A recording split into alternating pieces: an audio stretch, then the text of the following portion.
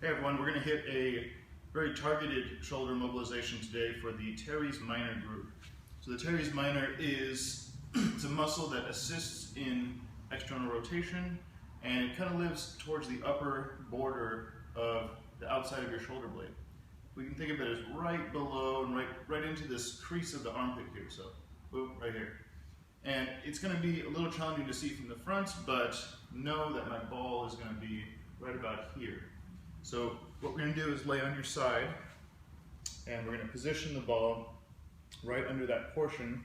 So I'm going to angle back just a little bit so you can see.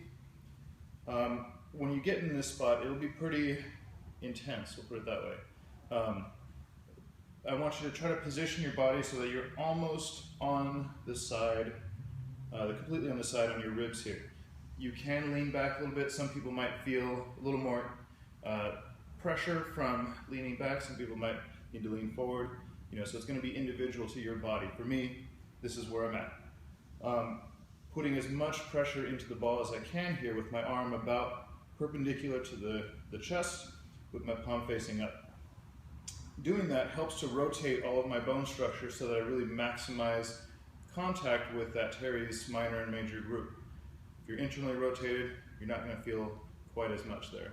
So here, resting into the ball, breathing into the ball, and making sure that I'm getting as much pressure as I can.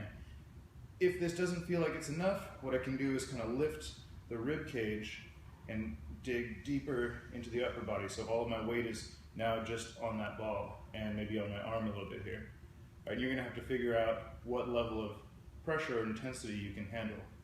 So as I'm resting here, as I start to feel more release, I'm going to go, okay, let me get some movement in here to help floss out that tissue. So I'm going to make a little bit of a snow angel on the ground.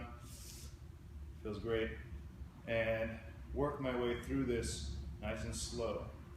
As soon as I start moving here, I actually feel a lot more release in this position.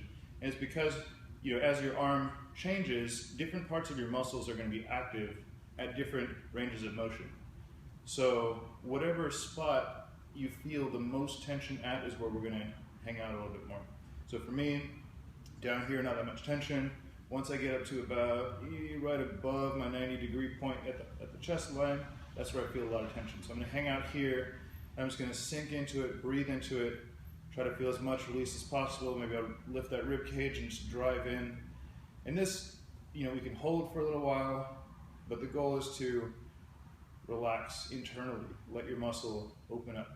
Let that lacrosse ball do its job, break up those adhesions, and help restore some of that overhead movement without impingement. Okay, so we want to repeat this. We want to hold this position 2 to 4 minutes, repeat each side, and again, it should be daily, so that way you're not undoing this mobility with other exercise.